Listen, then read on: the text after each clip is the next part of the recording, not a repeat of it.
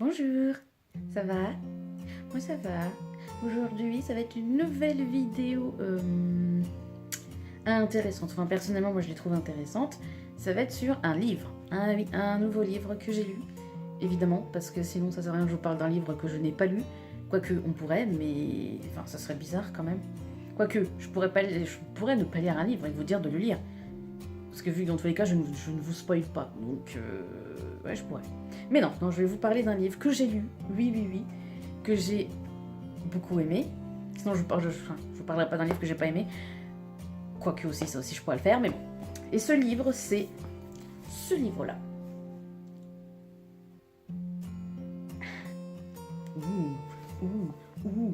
Vicious. Alors déjà, j'aimerais vous dire un truc par rapport à la couverture. J'aime beaucoup. Oui, j'aime beaucoup la couverture. C'est beau, c'est rouge. J'aime beaucoup le rouge et le noir. Vous l'aurez compris, je pense. Et c'est par VE. Alors VE, mais bon voilà. VE Schwab. Alors je sais pas si je prononce bien. Si je prononce bien le nom de famille. Enfin, je ne sais pas, j'espère. Mais tant pis, c'est pas grave, je suis désolée si je dis mal, mais voilà, c'est une auteure, une autrice. Ça sonne pas bien, autrice, même si je sais que ça se dit et que c'est bizarre de trouver ça bizarre alors qu'on dit bien actrice, mais je trouve le mot autrice un peu bizarre. Mais bon, donc c'est écrit par une femme qui a aussi écrit une trilogie que j'aime beaucoup, qui s'appelle Shades of Magic. Et il faudrait que je vous en parle aussi parce que cette série, nom de Dieu, j'ai adoré. Donc voilà, mais là aujourd'hui, on va parler de Vicious. Vicious. Vous l'aurez compris, ça veut dire vicieux en français. Et donc, avant de parler du livre, de ce que j'en ai pensé, je vais vous lire le résumé. Bah oui, évidemment, sinon ça sert à rien. Bah oui, bon, alors c'est parti. On est prêts, c'est parti. Le combat du mal contre le mal absolu. Bon, déjà, ça vous met dans mon truc. Autrefois, Ellie et Victor étaient les meilleurs amis du monde, mais cette époque ça commence bien. On recommence. Autrefois, Ellie et Victor étaient les meilleurs amis du monde, mais cette époque est bien finie, elle est même morte et enterrée. Et vous voyez pas, mais le morte et enterrée, il y a 3 petits points juste avant. Donc ça veut dire il y a un truc. À la fac, Ellie le brun et Victor le blond. Alors c'est marrant parce que on dirait un nom d'Indien. Et Vic le brun, ouais. Non mais non en fait, c'est parce qu'il était brun et Victor est blond, tout simplement. Partagent la même chambre. Ils sont inséparables et pourtant absolument aux antipodes l'un de l'autre. Victor, c'est l'ombre. Complexe et torturé, il passe ses journées à noircir les ouvrages de développement personnel de ses parents pour laisser apparaître des slogans d'un pessimisme saisissant. Ellie, c'est la lumière, un garçon fascinant, doté de toutes les qualités, charismatique et solaire. Pourtant, sur la surface lisse du visage parfait de son ami, Victor entrevoit des démons inavouables. Il n'est pas au bout de ses surprises. Et attendez, il y a encore un plus. Car un jour, Ellie fait la découverte du siècle. Des pouvoirs surhumains semblent se manifester chez ceux qui ont subi une expérience de mort imminente. On les appelle des EO, des EO. En anglais, je pense que ça passe mieux des EO, mais en français, c'est pas terrible. Pour extraordinaire. Aveuglés par l'ambition et la curiosité, les deux amis se lancent un défi insensé, celui de frôler la mort pour percer ce mystère. Malheureusement, leur tentative tourne au désastre. 10 ans plus tard, Victor croupit en prison, tandis qu'Ellie est acclamé en héros. Mais ce que le monde entier ignore, c'est que le véritable monstre rôde dehors en toute liberté. Donc vous aurez compris, le méchant c'est Ellie et Victor c'est le gentil. Mais dans tout, en fait, non. C'est justement ça qui est bien avec ce livre, c'est qu'on se dit, oh bah Victor, en fait, ça va être le gentil et il va faire en sorte de tout arranger. Mais non, en fait, ce qui est incroyable avec ce livre, c'est qu'il n'y a pas vraiment de gentil. Pas vraiment. C'est l'histoire de Ellie et de Victor. Au fur et à mesure de l'histoire, en fait, ça remonte dans le temps pour qu'on comprenne pourquoi ça arrive à ce moment-là, pourquoi ça arrive à ce truc-là, pourquoi Ellie est libre, tandis que Victor est en prison. Donc ça nous... Pendant, en fait, ça le... Il y a des remontées dans le passé, en fait, quand ils sont à la fac. Et on découvre quand Ellie décide de faire... en gros, on découvre qu'ils sont très très amis. Que Victor C'est assez incroyable parce qu'on dirait un peu qu'il est passionné par Ellie. Victor, on dirait qu'il est vraiment passionné par Ellie. Et qu'il sait très bien que Ellie, derrière tout son apparence et tout, Victor sait très bien qu'Ellie n'est pas du tout comme ils veulent faire croire. Et j'ai même l'impression qu'il y a un petit peu d'amour, en fait, un peu de... Tu sens qu'il y a un truc qui fait que Victor est passionné par Ellie. Et on comprend vite pourquoi, parce que Ellie, au final, enfin, ils sont tous les deux très très très intelligents. Et il y a Ellie qui choisit comme thèse ou comme master, je ne sais plus trop, qui choisit les extraordinaires, donc les gens qui ont des super pouvoirs, qui ont des pouvoirs en gros, mais on ne sait pas pourquoi. Et lui, il pense que c'est parce qu'ils ont tous frôlé la mort, enfin ils sont même tous morts et ils sont revenus. Et donc, évidemment, vous aurez compris la suite des événements. Ellie demande à Victor de l'aider pour justement tester sa théorie. Et il y a Victor aussi qui l'a même pas mal aidé pour cette théorie-là. Et donc, Ellie va faire l'expérience de mort imminente, là, le truc qui fait peur, hein, concrètement. Il va revenir, hein, il va pas être mort, mais évidemment, il va revenir avec un pouvoir. Et au fil de l'histoire, on se rend compte que Victor est quand même un petit peu... En même temps, il adore Ellie, enfin, c'est son ami.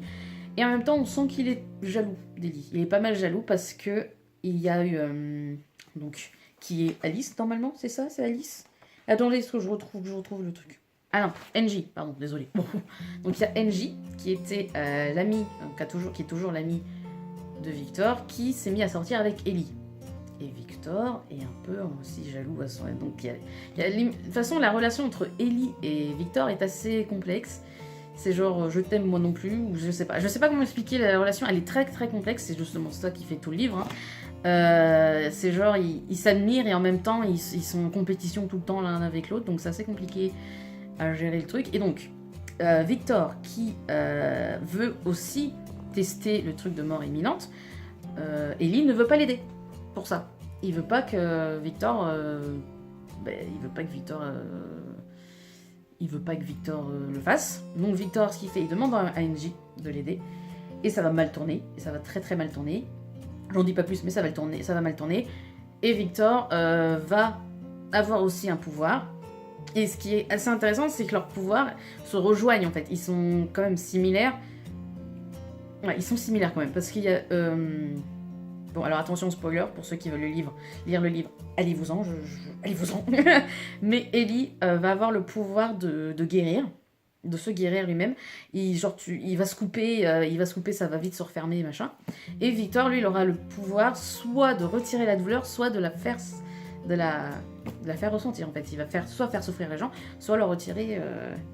Donc voilà, ça se rejoint un peu, donc c'est intéressant, c'est intéressant. Et donc, l'histoire, en fait, commence 10 ans plus tard. Victor s'est échappé de prison et il veut retrouver Ellie. Parce qu'il y a eu des trucs qui se sont passés et Ellie veut se venger. Non, Victor veut se venger. Et on croirait pas, mais ils sont tous les deux... On pourrait vraiment croire que Victor, c'est le gentil et qu'il va vouloir faire quelque chose pour le bien de l'humanité, alors que pas du tout. On sent que Victor, la prison l'a changé, et que c'est pas le gentil, et Ellie n'est surtout pas le gentil non plus. C'est vraiment une histoire de deux méchants qui veulent se venger, tout simplement. Et c'est ça que j'adore, Bon, je suis quand même plus du côté de Victor que d'Ellie, hein, concrètement, vraiment, je suis vraiment du côté de Victor. Mais c'est pas une histoire de super-héros, c'est pas une histoire romantique non plus, il n'y a pas de romantisme.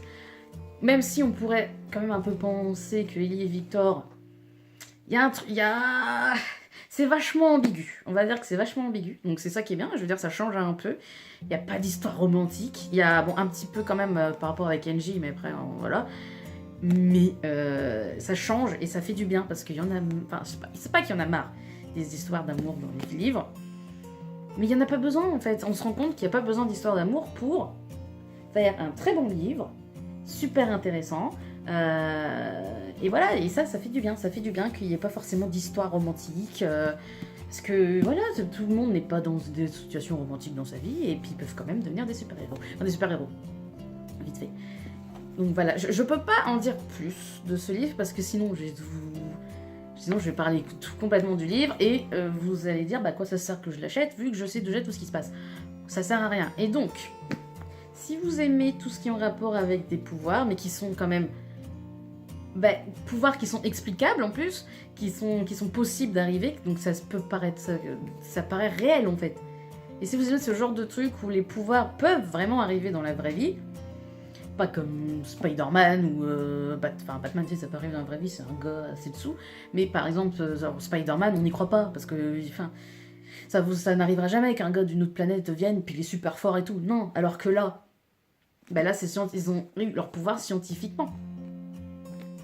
Voilà, donc c'est quand même beaucoup plus intéressant. On peut se dire, ouais, ça pourrait tellement arriver dans la vraie vie. Bon, il y a certains trucs qui pourraient pas arriver, mais ça fait plaisir de se dire, ah, ça pourrait arriver dans la vraie vie, et ça c'est cool. Parce que ça inscrit l'histoire dans la vraie vie, quoi, et on pourrait vraiment... Il y a peut-être quelqu'un un jour qui pourrait venir vous voir en mode, hey, je suis un extraordinaire et faut que tu m'aides. Par exemple, on sait pas. Après, évidemment, il y a d'autres personnages, hein. Il n'y a pas que Ellie et Victor. Il y a aussi Sydney, c'est ça, il y a Sydney et il y a Mitch, qui est le co-détenu de Victor. Et Mitch n'a pas de pouvoir, mais Sydney en a un. Donc aussi, on apprend aussi son histoire à elle.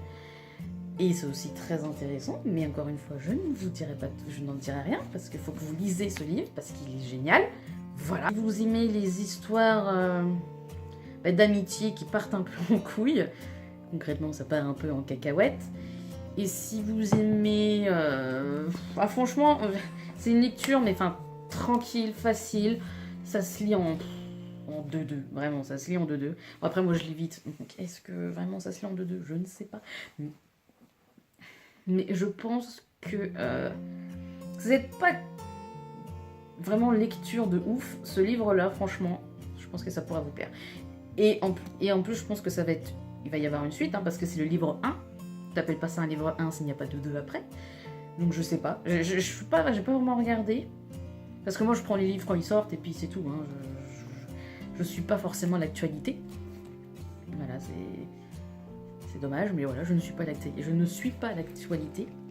Mais vraiment, le style d'écriture de l'auteur, de l'autrice, c'est fluide et puis c'est bien décrit et puis même les émotions, tout est bien dans ce livre. Il faut absolument que vous le lisiez. Après, faut attendre un peu, peut-être attendre le format poche parce que là, il coûte 16€. Donc si jamais vous voulez le lire et que vous n'avez pas forcément les moyens, attendez d'avoir le livre de poche. Mais vraiment, lisez-le parce que ça change d'avoir des personnages principaux qui sont méchants au final. Même si Victor n'est pas non plus... il est pas méchant de ouf, hein, mais il est prêt à tout pour se venger, quoi. Donc vous comprenez que s'il est prêt à tout, il est prêt à tout.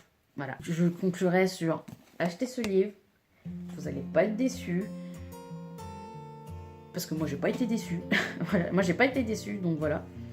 Si vous voulez que je parle d'un autre livre de cet auteur-là, il n'y a pas de souci, même si c'est déjà prévu quand même. Mais si vous voulez que je vous parle des autres livres de cet auteur, de cette autrice, si vous voulez que je parle d'un autre livre aussi que vous voudriez lire, alors si vous voulez mon avis sur d'autres livres aussi, il n'y a pas de souci, vous me le dites. Puis si je l'ai déjà lu, bah ça tombera bien, comme ça je pourrai vous en parler. Si je l'ai pas déjà lu, je le lirai. Voilà, tout simplement. Mais n'hésitez pas à me dire, ou aussi si vous l'avez lu, hein, ce livre. Si vous connaissez l'autrice, je veux dire l'autrice, et puis c'est tout. Si vous connaissez aussi l'autrice, si vous avez aussi d'autres genres de livres où les méchants c'est les personnages principaux, enfin les méchants, voilà. Si, n'hésitez pas à m'en parler parce que ça m'intéresse aussi. Et puis voilà. Donc sur ce, je vous laisse. Achetez Vicious, éclatez-vous bien en le lisant. Et moi je vous laisse sur ce, bonne journée et portez-vous bien. Salut!